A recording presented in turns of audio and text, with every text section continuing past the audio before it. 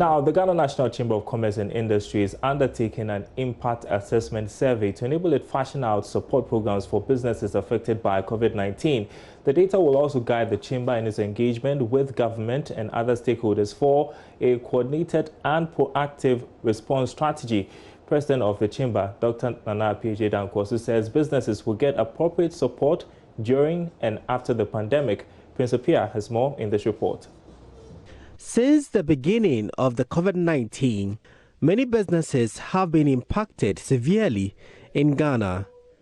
Though government has announced the stimulus packages for SMEs, little has been said about post-COVID-19 plans to revive affected businesses. The Ghana National Chamber of Commerce and Industry is therefore collating data from affected businesses and the industry to ensure business continuity after the coronavirus pandemic. Dr. Nana Aboagye-Wiafe is the president. We are conducting a research, and so we are still on the questionnaire. We are administering the questionnaire. We want individuals to contribute and the corporate Ghana to also give their data and information so that we can collate them and look at the post-COVID program, so that we can know actually the things that the government and all of us have to do to revive the businesses that are collapsing.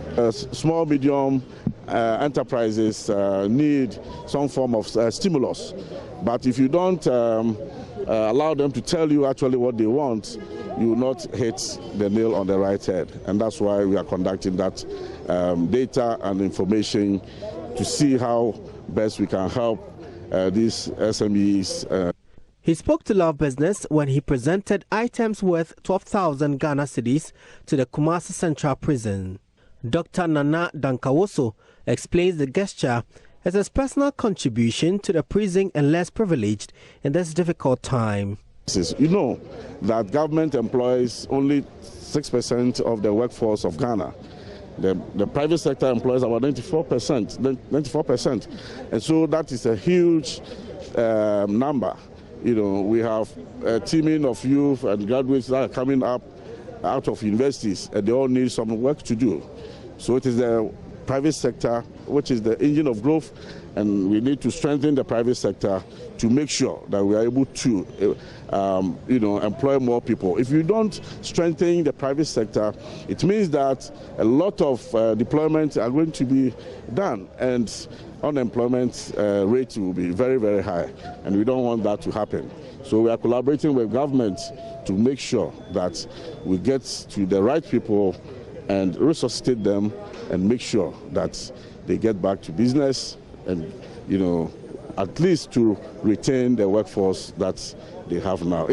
Deputy Ashanti Regional Director of Prisons, Usman Tsembedu, received the items. We thank Nana for this wonderful gesture. We are really overwhelmed.